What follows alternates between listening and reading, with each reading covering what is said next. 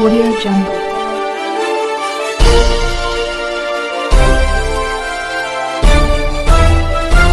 Audio Jungle.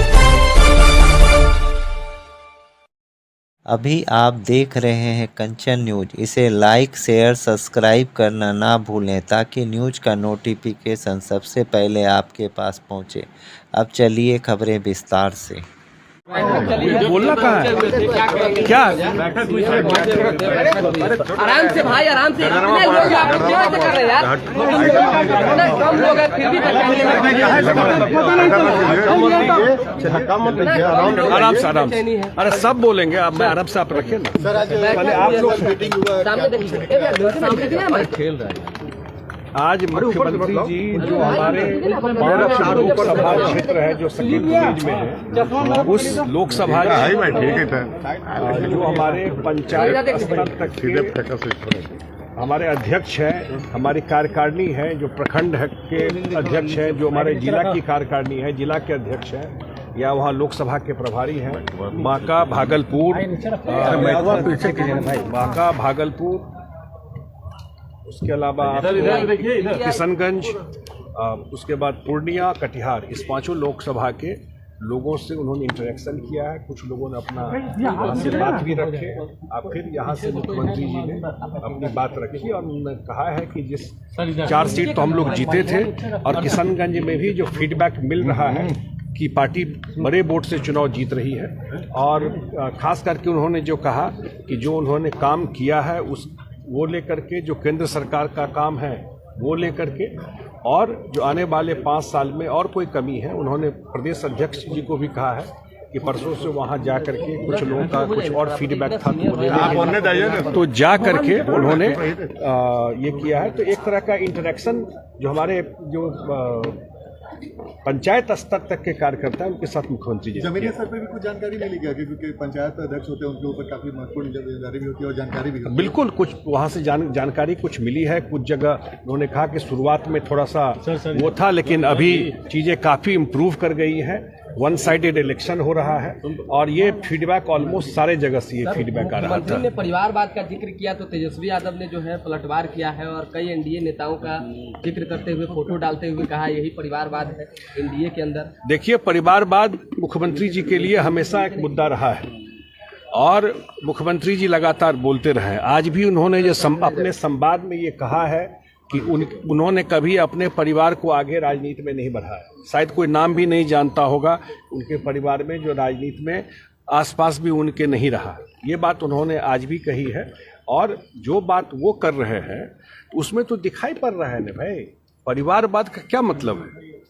हो सकता है एक परिवार का आदमी का दूसरा कोई आदमी आ करके टिकट ले ले, लेकिन एक परिवार ऐसा जो खुद ही टिकट डिसाइड करता हो, खुद ही टिकट बांटता हो, खुद ही पूरा पार्टी चलाता हो, पूरा मालिक पार्टी का वही हो। वो उस बैकग्राउंड में बात कर रहे थे कि जितने लोगों को टिकट दिया गया है आरजेडी में, जो लोग टिकट लेके गए हैं या जो लोग राजनीति में हैं, तो परिवार के बाद ही जब 4, 5, 6 फोटो लग जाता है उसी के बाद किसी का नंबर आता है। यही ना सच्चाई है। शुरू में आप 4 फोटो नहीं लगाए तो आपको जगह नहीं मिलेगा वहां। पहले 5 फोटो लगाइए, उसके बाद ही किसी का कितने भी सीनियर नेता हो, उस परिवारवाद की बात। सर, बीजेपी ने मैनिफेस्टो जारी किया सर, क्या नहीं, बिल्कुल आदरणीय प्रधानमंत्री जी ने और बीजेपी ने जो मैनिफेस्टो जारी किया है और अभी तक देखा गया है कि जो भी उन्होंने कमिटमेंट किया है, जो गारंटी दी है, खास करके मुझे बहुत अच्छा लगा है जो सोलर एनर्जी के माध्यम से जो पावर मिलेगा और उससे जो लोगों का बिजली का खपत होगा, तो एक तो ग्रीन एनर्जी हो गया और दूसरा सबसे बड़ा चीज इसमें यह हो जाएगा कि उसमें कोई पैसा नहीं लगेगा या बहुत मिनिमम पैसा लगेगा। और जो उन्होंने गारंटी दिया है, और सबसे बड़ी बात यह है कि वर्ल्ड का 3rd इकोनॉमी इंडिया अगले 5-10 साल में हो जाएगा। ये एक बड़ा अनाउंसमेंट है। तेजस्वी यादव ने आरोप लगाया कि युवाओं के लिए, रोजगार के लिए 1 करोड़ नौकरियां देंगे। उनके पास विभाग क्या क्या था याद कीजिए आप। उनके पास विभाग था स्वास्थ्य, उनके पास विभाग था पीडब्ल्यूडी, उनके पास विभाग था रूरल रोड, उनके पास विभाग था पर्यटन, और भी विभाग होगा। इस विभाग में कितना नौकरी दिए? 17 महीना में, पूछिए जा करके। 17 महीना मौका था, जितना विभाग, वो आधा विभाग तो खुद रखे हुए थे, उन सब विभागों में कितनी नौकरी दी, कितना लोगों को रखा। और जहां तक शिक्षा विभाग की बात है, मैं उन विभागों की बात कर रहा हूं जिसका, जो विभाग डायरेक्ट उप मुख्यमंत्री जी के पास उस समय था, मैं उसकी बात कर रहा हूं।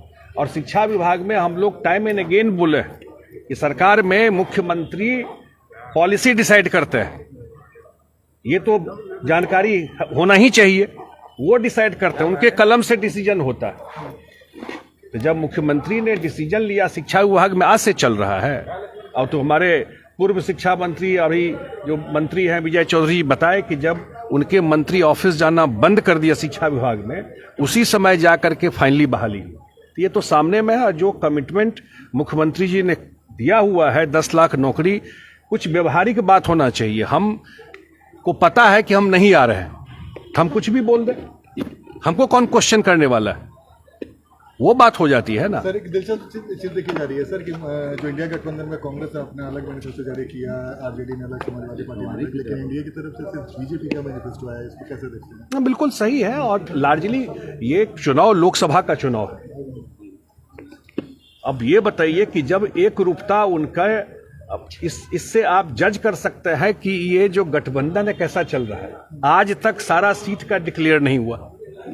रायबरेली, अमेठी जैसा प्रेस्टिजियस कांग्रेस का सीट आज तक पता नहीं लोगों को कौन कैंडिडेट।